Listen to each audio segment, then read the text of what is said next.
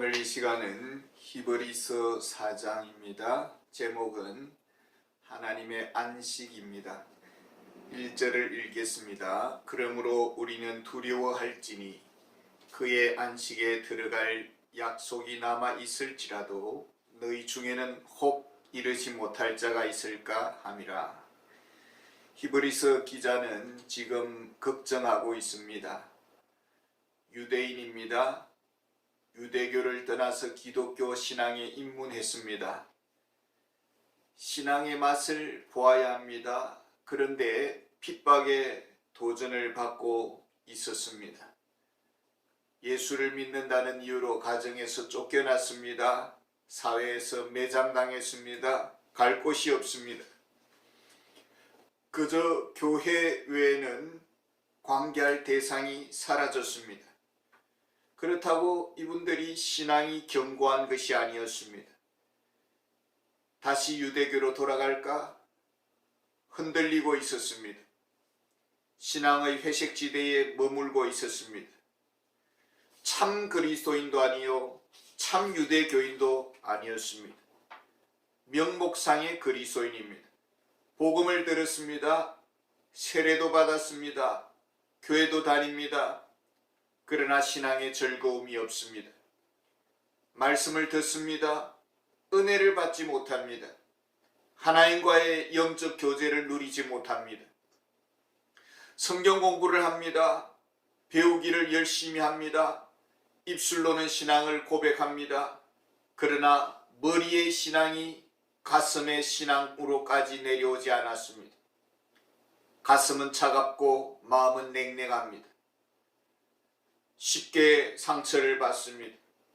시험에 쉽게 노출됩니다. 영혼의 안식을 누리지 못합니다. 마음에 번민이 많습니다. 어디에 문제가 있는 것입니까? 2절을 보면은 그들과 같이 우리도 복음 전함을 받은 자이나 들은 바 그 말씀이 그들에게 유익하지 못한 것은 듣는 자가 믿음과 결부시키지 아니함이라. 설교를 들었습니다. 성경 공부를 했습니다. 은혜의 자리에 들어가야 합니다. 힘을 얻어야 합니다. 세상이 줄 수 없는 이 기쁨을 복을 받았구나라는 그런 즐거움이 있어야 합니다. 그런데 반응이 신통치 않습니다. 오히려 시험들 들고 상처를 받았습니다. 히브리서 4장 12절 13절을 보겠습니다. 하나님의 말씀은 살아있고 활력이 있어 좌우의 날선 어떤 검보다 예리하여 혼과 영과 및 관절과 골수를 찔러 쪼개기까지 하며 또 마음의 생각과 뜻을 판단하느니 지으신 것이 하나도 그 앞에 나타나지 않음이 없고 우리의 결산을 받으실 이의 눈앞에 만물이 벌거벗은 것 같이 드러나느니라. 하나님의 말씀을 들었습니다. 말씀의 금이 예리해서 내 마음의 사심을 들추어내었습니다. 내 마음의 어둠을 밝혀냈습니다. 이것은 의도치 않은 것입니다. 하나님의 말씀의 빛이 그 동기를 드러낸 것입니다. 그 동기가 선하지 못했습니다. 마음의 목적하는 바가 이기적이었습니다. 하나님을 기쁘시게 하는 일이 아니었습니다. 사랑이 없었습니다. 왠지 창피를 당한 기분이 듭니다. 불쾌합니다. 우리가 하나님을 믿습니다. 믿음에 대해서 성경은 분명하게 정의를 내립니다. 히브리서 11장 6절에 믿음이 없이는 하나님을 기쁘시게 하지 못하나니 하나님께 나아가는 자는 반드시 그가 계신 것과 또한 그가 자기를 찾는 자들에게 상 주시는 이심을 믿어야 할지니라. 우리가 하나님의 존재를 믿습니다. 기독교의 하나님은 어떤 하나님이십니까? 삼위일체 하나님이십니다. 성부 하나님, 성자 하나님, 성령 하나님을 믿습니다. 이것이 사도신경의 신앙 고백의 골자입니다. 우리가 사도신경을 고백하는 것은 성삼위일체 하나님을 믿는다는 것을 말합니다. 우리가 복음의 말씀을 듣습니다. 은혜를 받아야 말씀이 들릴 것입니다. 자연인의 심령 속에는 복음이 들려오지 않습니다. 진리의 성령께서 우리의 눈을 열어주시고 마음을 열어주셔야 되는 것입니다. 요한복음 16장 13절에 그러나 진리의 성령이 오시면 그가 너희를 모든 진리 가운데로 인도하시리니 그가 스스로 말하지 않고 오직 들은 것을 말하며 장래 일을 너희에게 알리시리라. 성령께서 우리를 진리 가운데로 인도해 주셔야 합니다. 성령께서 눈을 열어 주셔야 합니다. 성령께서 은혜를 베풀어 주셔야 합니다. 객관적 계신 성경 말씀이 성령을 통해서 주관적으로 나에게 조명을 비추어 줘야 되는 것입니다. 이것을 바로 믿음과 결부시킨다라고 하는 말씀입니다. 근데 교회는 다니는데 성령의 존재를 인정하지 않습니다. 성경 공부는 많이 했는데 기도는 하지 않습니다. 성경 암송도 잘합니다. 근데 내게 주시는 하나님의 음성, 주의 세미한 음성을 듣지를 못합니다. 우리가 안식에 들어간다라는 말은 물론 궁극적으로 영원한 하나님 나라의 세계에 우리가 들어갈 때가 있을 것입니다. 그러나 은혜에 들어간다라는 말과 똑같은 말씀입니다. 우리가 은혜의 세계에 들어가야 합니다. 그런데 은혜를 받지 못하고 있습니다. 하나님과 영적 교제를 누리지 못하고 있습니다. 7절에 오랜 후에 다윗의 글에 다시 어느 날을 정하여 오늘이라고 미리 이같이 일렀으되 오늘 너희가 그의 음성을 듣거든 너희 마음을 완고하게 하지 말라 하였나니, 완고하다라는 말이 무슨 뜻입니까? 거역한다는 것입니다. 하나님의 말씀 앞에서 상처받고 낙심하는 것입니다. 정죄를 받고 불순종의 마음, 불신앙의 마음으로 말씀을 거부하는 것입니다. 히브리서 13장 22절에 형제들아 내가 너희를 권하노니 권면의 말을 용납하라. 다른 말로 하면은 6절에 보면은 그러면 거기에 들어갈 자들이 남아 있거니와 복음 전함을 먼저 받은 자들은 순종하지 아니함으로 말미암아 들어가지 못하였으므로, 말씀을 용납한다라는 말과 순종한다라는 말은 같은 말입니다. 근데 지금 이 흔들리는 유대 출신 그리스도인들, 말씀을 스펀지처럼 받아들이지 않는 유대 그리스도인의 특징이 무엇입니까? 신앙의 기본인 삼위일체 하나님을 모르고 있더라라는 것입니다. 적어도 말씀을 듣기 위해서는 준비된 마음이 있어야 되는 것입니다. 기도로서 예배를 준비하고 성령님께 오늘 말씀을 깨닫게 해달라고 간구해야 되는 것입니다.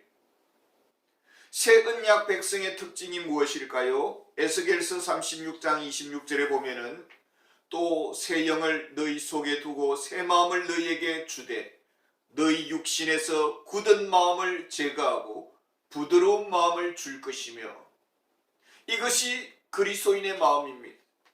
예수님은 마태복음 11장 29절에서 이렇게 말씀합니다. 나는 마음이 온유하고 겸손하니 나의 멍에를 베고 내게 배우라. 그리하면 너희 마음이 쉼을 얻으리니. 마음이 온유하고 마음이 겸손하고 부드러워야 그 고운 마음의 밭에 말씀의 씨가 뿌려지고 그리고 은혜를 받게 되는 것입니다. 10절에 보면은 이는 그의 안식에 들어간 자는 하나님이 자기의 일을 쉬심과 같이 그도 자기의 일을 쉬느니라. 하나님의 안식의 세계라는 것은 아담과 하와가 에덴 동산에서 쫓겨나기 전에 하나님과 교제하던 그 교제의 상태를 말합니다. 내가 상담학을 하고 심리학을 하고 또 공부를 많이 해서 이 영적 은혜를 획득하는 것이 아닙니다. 지금 유대 그리스도인들의 문제가 드러났습니다. 유일신 하나님의 신앙, 여기까지는 이것은 좋은데 성령 하나님을 인정하지 못하고 있더라는 것입니다. 성령 하나님의 도우심을 믿지를 못하고 있습니다. 그러니까 기도를 하지 않는 것입니다. 항상 내 방법, 내 이성, 내 생각이 앞서는 것입니다. 지금 히브리서 기자는 전혀 하나님과 소통되지 않고 있는 이들에게 예수님을 다시 한 번 더 바라보게 하십니다. 14절에 보면은 그러므로 우리에게 큰 대제사장이 계시니 성천하시니 곧 하나님의 아들 예수시라. 우리가 믿는 도리를 굳게 잡을지어다. 대제사장은 1년에 한 번 지성소에 들어갑니다.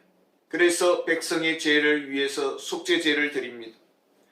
예수님은 이 땅에 대제사장으로 오셔서 우리의 죄를 위해서 십자가에서 죽었습니다. 그리고 부활하셔서 휘장을 지나 지성소로 들어간 것이 아니라 하늘의 하나님의 지성소에 들어간 것입니다. 그래서 이것을 성천했다라고 말을 하는 것입니다. 예수님은 우리의 죄를 속량하셨습니다. 예수님은 지금도 우리의 죄를 정결케 하십니다. 예수님은 우리를 온전하게 구원하십니다. 지금도 우리를 위해 강구하십니다. 우리의 속죄는 영원한 것입니다. 예수님의 속죄는 영원한 것입니다. 예수님은 그 피로서 우리의 악한 양심을 깨끗게 하십니다. 예수님의 피는 지금도 우리를 모든 더러움에서 씻어내시고 새롭게 하십니다. 예수님은 인간의 몸을 입고 오셨습니다. 15절에 보면은 우리에게 있는 대제사장은 우리의 연약함을 동정하지 못하실 리가 아니요 모든 일에 우리와 똑같이 시험을 받으시니로되 죄는 없으시니라. 우리의 연약함을 아시는 예수님이십니다. 죄가 없으시기에 너무나 깨끗하시기에 죄의 유혹을 더 깊이 알고 있습니다. 우리가 얼마나 쉽게 상처를 받고 있는지, 우리의 감정이 얼마나 상했는지, 우리가 얼마나 죄의 유혹에 쉽게 무너질 수 있는지 잘 아십니다. 그동안 흠없이 살아왔다고 자부심이 높습니까? 깨끗하게 살아왔다고 자랑하십니까? 그 모든 것이 하나님의 은혜입니다. 하나님의 은혜가 아니면은 우리는 살 수가 없습니다. 예수님은 우리의 입장을 너무나 잘 아십니다. 우리의 자존심에 상처가 생겼습니다. 얼마나 속상한지, 얼마나 스트레스를 받았는지, 얼마나 깊은 분노와 울분을 가지고 있는지 말할 수 없는 억울함을 주님은 다 아십니다. 문제는 그런 시험들을 주님 안에서 해결해야 하는데 부둥켜 안고 한을 품고 살아가고 있습니다. 멍든 가슴으로 살아가고 있습니다. 그래서 어떤 문제가 부딪히면 감정이 조절되지 않습니다. 어디에 문제가 있습니까? 우리의 큰 대제사장이 살아계심을 믿습니까? 대제사장이신 예수님이 가까이 계심을 알고 있습니까? 대제사장은 우리가 문제를 가지고 오기를 기다리고 있습니다. 근데 예수님의 피는 성경 속에 이야기로 알고 있습니다. 예수님의 피를 힘입고 담대히 나아오기를 기다리는데 그것은 하나의 이론일 뿐이야 라고 그렇게 생각을 하고 있습니다.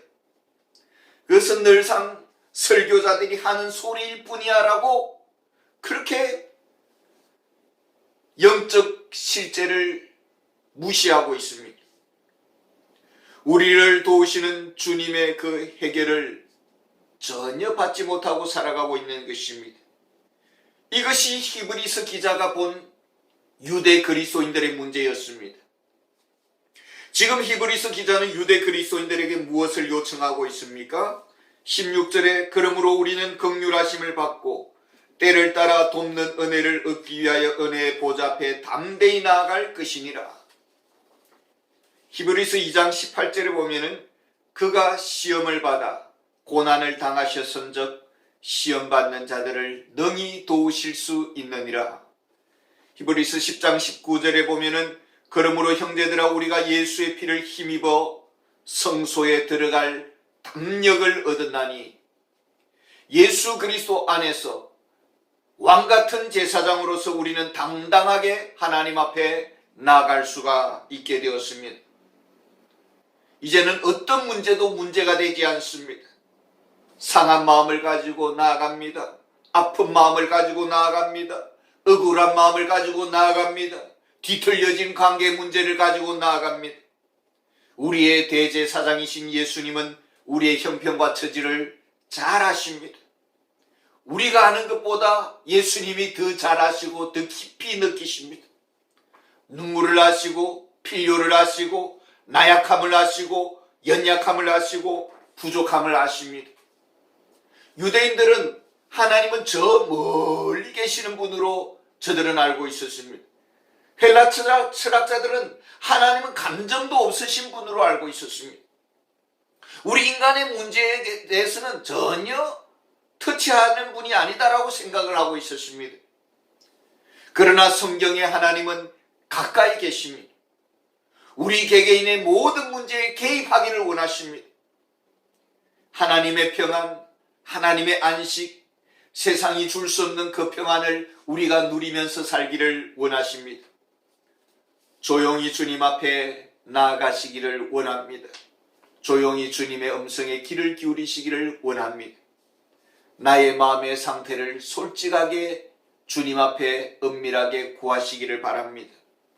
나의 뒤틀려진 문제들을 주님 앞에 토해내시기를 바랍니다. 우리 주님은 귀를 기울이시고 가까이 계시고 우리에게 위로하시고 말씀하시고 은혜의 보좌 앞에서 우리가 우리의 모든 문제를 풀어주시고 우리가 정말 행복하게 영적 즐거움을 누리면서 살아가기를 원합니다. 감사합니다.